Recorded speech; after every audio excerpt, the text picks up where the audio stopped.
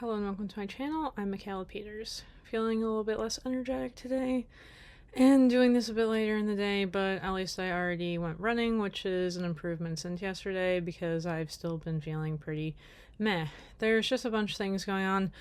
Right now, I'm more actively trying to set myself up for having a separate place of living in the US like I've been talking about for a long time on this channel.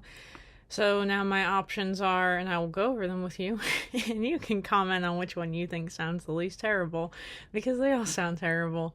One thing I realize is I'm just really not ready to leave New Jersey, even though the American dream is only now becoming accessible for remote workers when they move to other states.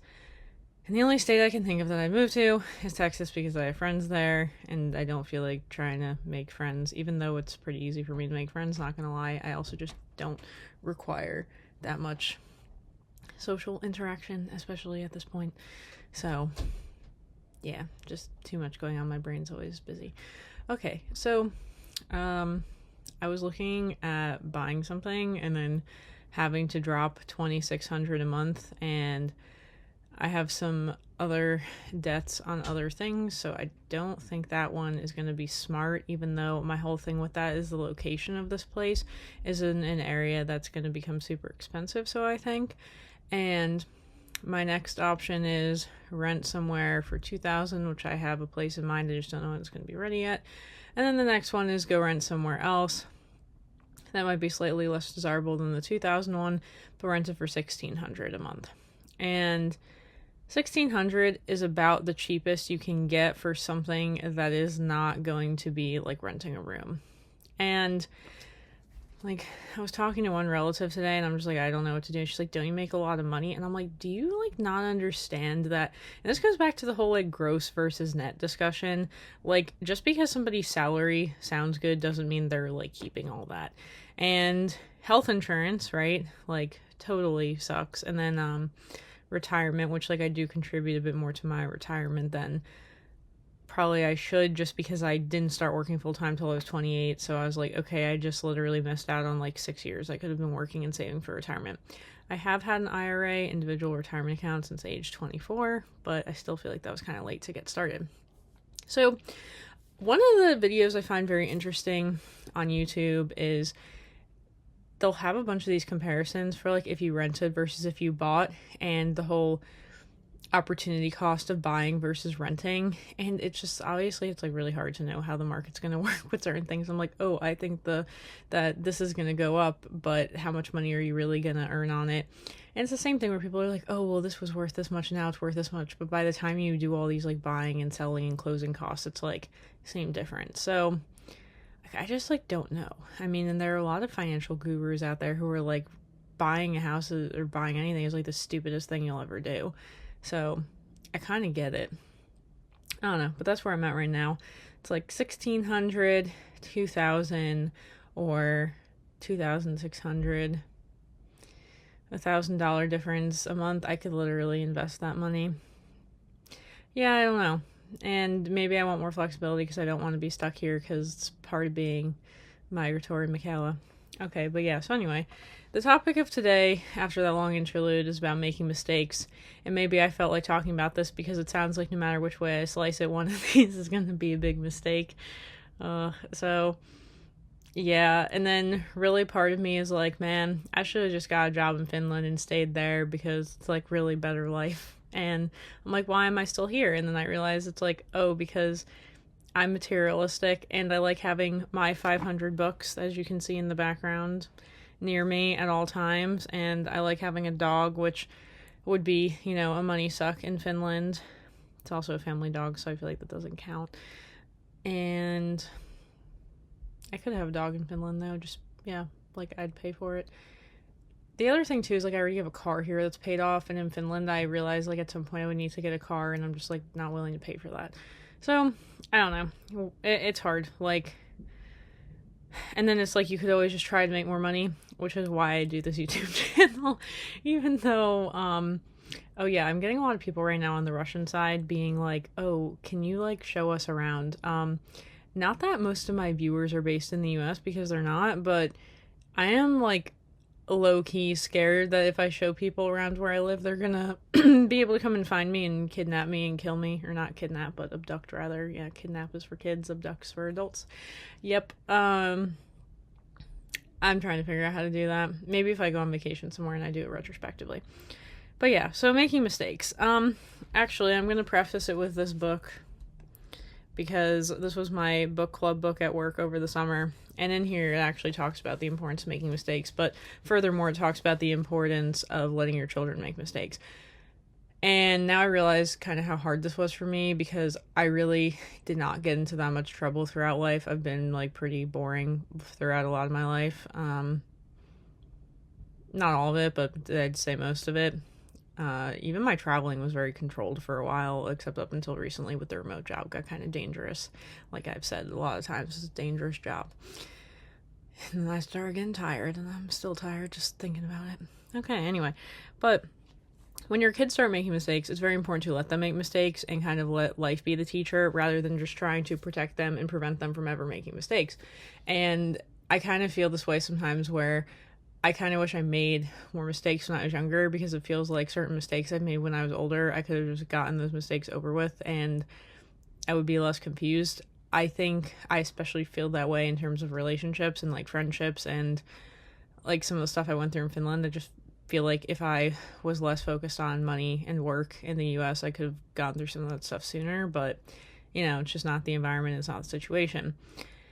So the thing with mistakes is you need to make mistakes to learn, and it's not necessarily failure, it's just a setback, and it's part of the learning process. I mean, there are a lot of times I failed things, okay? Like, I didn't pass my first driving test. I didn't pass my first mock table service when I was working at the restaurant that I've now worked at for literally, it's going to be 10 years next year. Ugh, can't believe it. Yeah, so there are a lot of instances in which you're not going to be successful at something on your first try, and to hold yourself to a really like unrealistic expectations, why can't I talk today, is just not really good for your mental health. It's like a lot of the whole perfectionistic stuff, which is tied to low self-worth. And I guess this is something I've struggled with a lot, so I've been trying to figure out, probably still rather unsuccessfully, how to have better self-worth and how to validate myself rather than getting validated by other people, which, like, to be fair, this channel is not good for that because I get a lot of validation from this channel because people are like, wow, you're so amazing, and it's like, meanwhile, none of you know that I'm secretly crazy. No, I joke about this, but like, sincerely, I mean, there's plenty of crazy people, it's not like I'm the only one. But, you know, everybody goes through problems, has hard things they're dealing with, but I guess what I'm trying to understand, or maybe what I kind of wish, like, is that, so I'm trying to think of how to even start this. I think I grew up with a lot of adults who are way sketchier than me at the age that I was when they were sketchy. So what I mean is, like, I was the most straight edge teenager ever. I was like completely and utterly straight edge until the age of 22. Okay, that's like a long time to be straight edge. Like, did absolutely nothing. Like, did not drink, whatever. Like, nothing.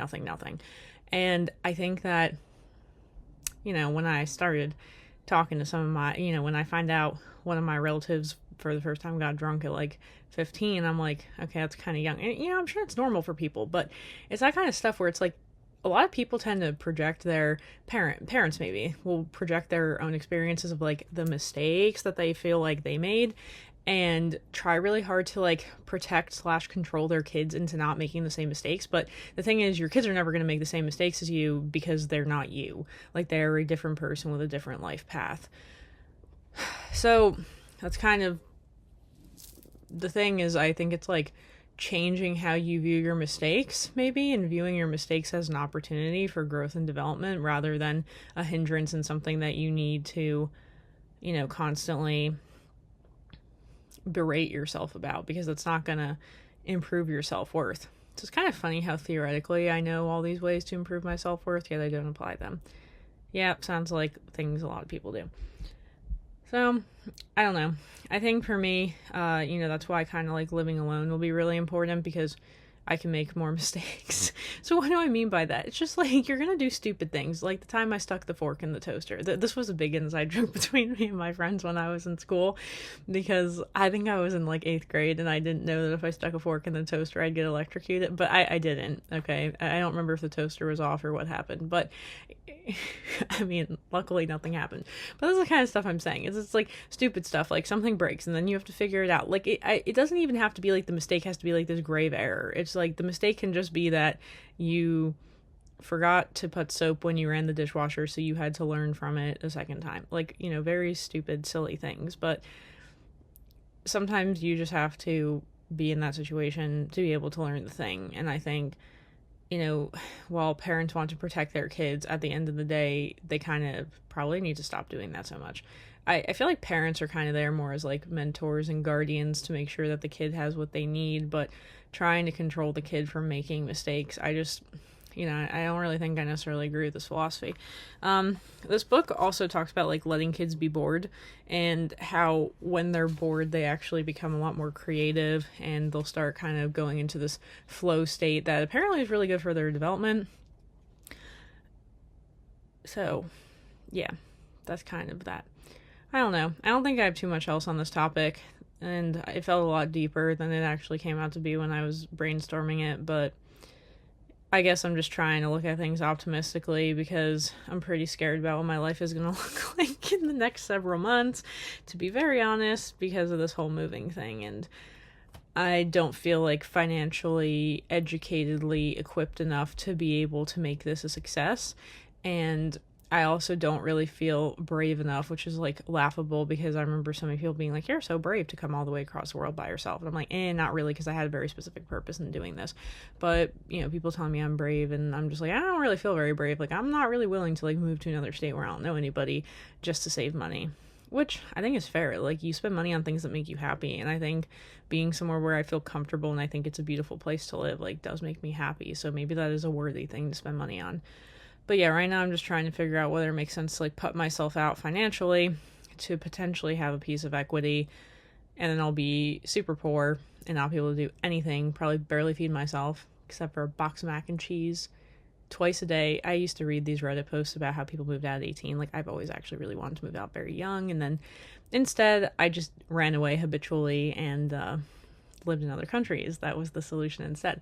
But there was one that's like, health insurance, you can't afford that, so don't get sick. And it was like half a box of mac and cheese, half for lunch, half for dinner. So maybe that would be me, but I don't know. Again, you can comment below, but like I said, one of these could be a mistake, and then I'll just have to learn and adjust. So for all of you out there who are afraid to do something because you're afraid you're going to fail, don't be, because mistakes are a part of learning. So that's everything I have for today. I'm about to begin a very long saga tomorrow of looking at houses and then flying and then vacation again. I'm so excited. Obviously not. And then I'm gonna keep working during the holidays when nobody's in the office, so I can actually get stuff done that has been on my backlog for like the last 6 months. So I'm actually excited about that. And then I have all my other random stupid things like trying to write a business plan and a bunch of other stuff. So yeah, so that's everything. Alright, so until my next video, probably going to be sometime next week. Thank you for your support, and I'm very appreciative of this channel's growth, and I hope that I can keep delivering interesting content to you, and of course, always let me know what more you want to hear. Alright, thank you everybody, and until next time, bye.